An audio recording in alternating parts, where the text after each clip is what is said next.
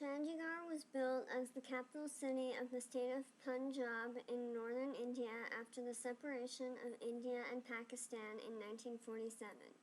Le Corbusier began to work on the city in 1951 and continued to work on it until his death in 1965.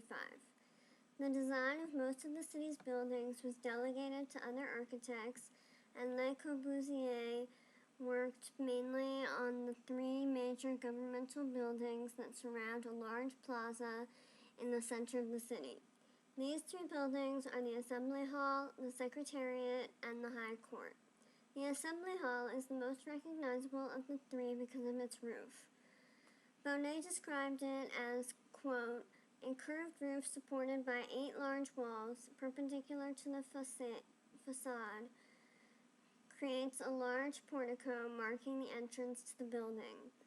Only 3 elements protrude from the roof.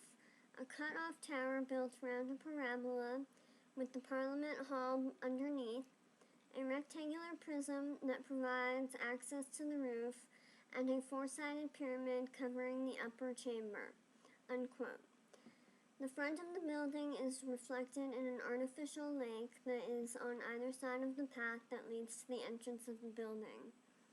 The Secretariat building is an administrative building that consists of 6 8-story buildings that are joined together.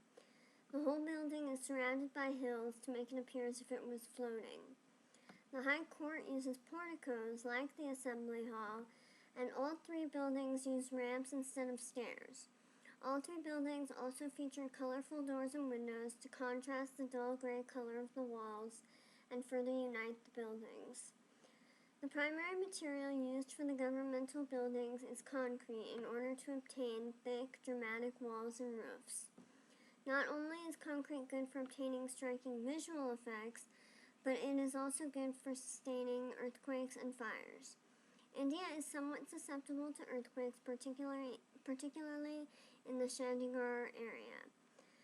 When reinforced, concrete is highly capable of withstanding earthquakes as well as fires, and is therefore practical as well as aesthetically pleasing. Concrete is also recyclable, making it environmentally friendly. Chandigarh's architecture is very modernist and therefore stands out among other Indian architecture, which tends to be more traditional. Le Corbusier has since influenced other architects in India with his modern design.